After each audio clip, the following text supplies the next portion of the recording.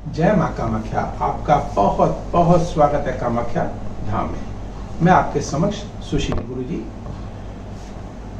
8 number की राशि वृश्चिक राशि, जून माह सन 2022 कैसा रहेगा आइए जानते हैं, और उन तिथियों को भी जानेंगे जिन तिथियों को हमको इस माह कार्य नहीं करना चाहिए। अगर करेंगे तो निश्चित है हमको नुकसान होगा या मानसिक तनाव होगा, और फिर कहेंगे गुरु जी आपने तो कहा था कि सब शुभ होगा, लेकिन ऐसा नहीं होगा।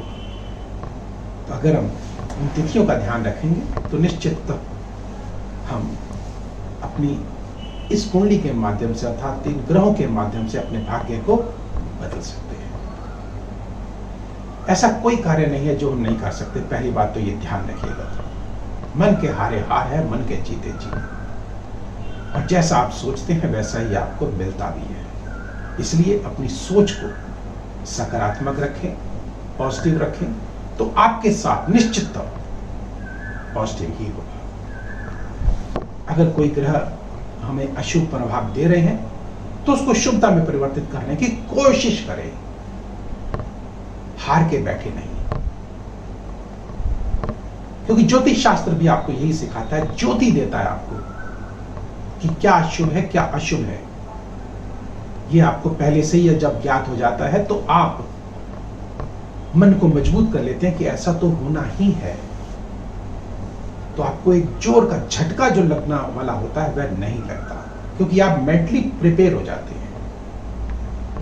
यही हमारा कार्य है, और हम आपको हिम्मत देते हैं, जोश देते हैं, ताकत देते हैं। और मानसिक जब ताकत, मनोवैज्ञानिक जब ताकत आपको मिलती है तो बड़े बड़े पहाड़ भी हिल जाते हैं। ऐसी शक्ति मैं आपके अंदर डालना चाहता हूं, और ये सब शक्ति मां कामाख्या तंत्र के अंदर अवश्य मौजूद है। आपने कई बार मुझसे कहा कि गुरुजी आप उपाय बताएं, तो मैंने फेसबुक में कामाख्या धाम के नाम से एक पेज बनाया है, जिसमें कि मैं समय समय पर आपको आपकी परेशानियों से अवगत कराता हूं और आपको उपाय भी दे रहा हूं, विस्तार पूर्वक दे रहा हूं। आप देखिए, करिए और आपको लाभ अवश्य मिलेगा। फिर भी कोई अगर आपको त्रुटि रह जाती है तो आप कमेंट्स बॉक्स में डाल करके या फोन कॉल करके भी मुझे बता सकते हैं। मैं अवश्य कोशिश करूंगा कि उसमें सुधार लाऊं। तो आइए अब पहले उन तिथियों को जानने से पूर्व उन त्योहारों को जान लेते हैं जो इस माह में पड़ने वाले और महत्वपूर्ण है। 5 तारीख को विंध्यवासिनी माता जी की पूजा है। 8 तारीख को धूमावती माता जी की जयंती है।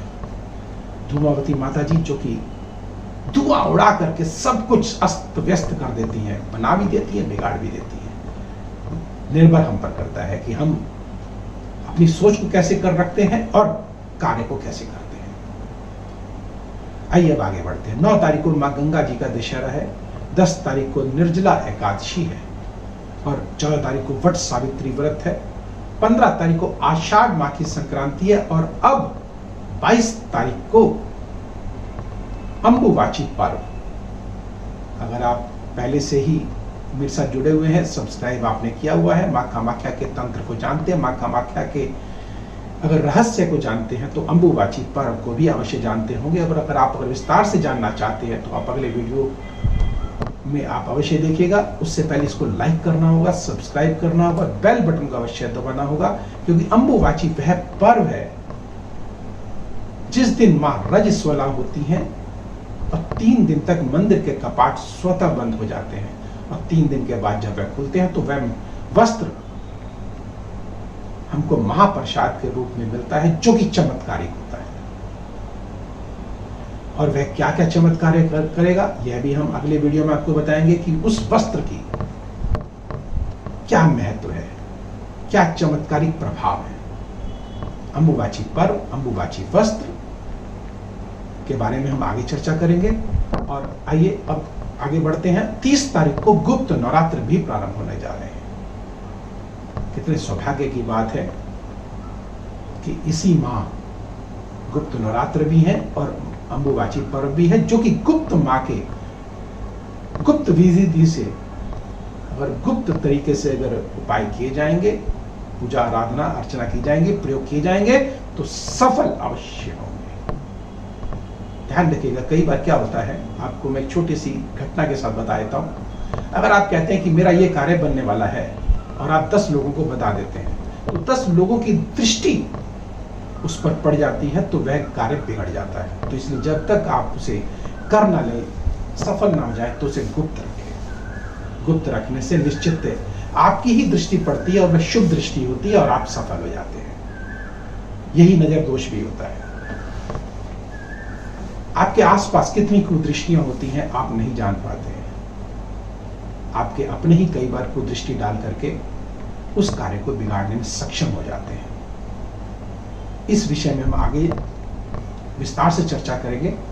तो आइए पहले वृश्चिक राशि वाले जातकों के बारे में जान लेते हैं कि इस माह क्या होने जा रहा है, और उन तिथियों को भी जानेंगे, उसका उपाय भी जानेंगे कि इस माह जो अशुभ ग्रह हैं उनको शुभता में कैसे बदलें और इस माह को हम कैसे चमत्कारिक मंगलमय बना सकते हैं। मंगल देव इसके स्वामी है, और मंगल देव की अगर बात करें तो बृहस्पति देव के साथ पंचम भाव पर विराजित है, छठे भाव के स्वामी होकर के और लग्न के स्वामी होकर के पंचम भाव पर। पंचम भाव जो कि हमारी गुप्त मंत्रणा का है, हमारी शिक्षा का है, हमारी विद्या का है, हमारी इच्छा शक्ति का है, हमारी संतान का है। मैं एक एक विषय को अगर खोलूंगा तो बड़ा लंबा समय हो जाएगा, लेकिन जो मैंने अभी आपको बताया है, मंगल देव यहां बैठे हुए हिम्मत देंगे, साहस देंगे, ओज देंगे और आपको सफल बनाएंगे। बृहस्पति देव साथ में है तो निश्चित ज्ञान की वृद्धि होगी, संतान में भी, आपकी इच्छा शक्ति में भी, और आपके जो शिक्षा जगत में अगर विद्या जगत में अगर आप आगे बढ़ रहे हैं तो निश्चित आपको लाभ, आपको सफलता अवश्य मिलेगी। और यहीं से जब मंगल देव एकादश भाव को देखेंगे, आय के भाव को देख रहे हैं, तो आय में वृद्धि अवश्य करेंगे। और मंगल के जातक जो हैं, जो मंगल कार्य से जुड़े हुए हैं, जो सैनिक या अर्धसैनिक विभाग से जुड़े हैं, भूमि से जुड़े हैं, मकानों से जुड़े हैं, उनको लाभ अवश्य होने जा रहा है। कंप्यूटर से जुड़े हैं, अग्नि संबंधित कार्यों से जुड़े हैं, उनको लाभ अवश्य होगा। शिक्षा जगत से जुड़े हैं, उनके लाभ अवश्य होगा, क्योंकि बृहस्पति मंगल पंचम भाव पर विराजित है और यहीं से वो एकादश भाव को भी देख रहे हैं, जो कि आय का भाव है।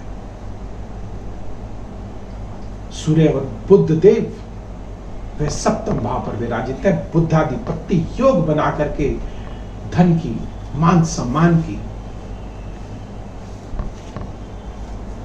वृद्धि अवश्य होगी। लेकिन यहां से 15 तारीख को यही सूर्यदेव जब अष्टम भाव पर पहुंच जाएंगे, तब ध्यान रखिएगा 15 तारीख के बाद मान सम्मान प्रतिष्ठा में हानि हो सकती है। फिर कहेंगे गुरु जी आपने तो सब शुभ कहा था, लेकिन ये क्या हो गया।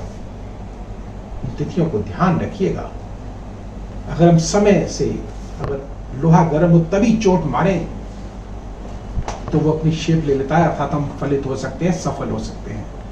तो इसलिए इसी समय का ज्ञान देने के लिए यह ज्योतिष है, जो कि ज्योति में आपको कर देता है, ज्योति से भर देता है, प्रकाश से भर देता है।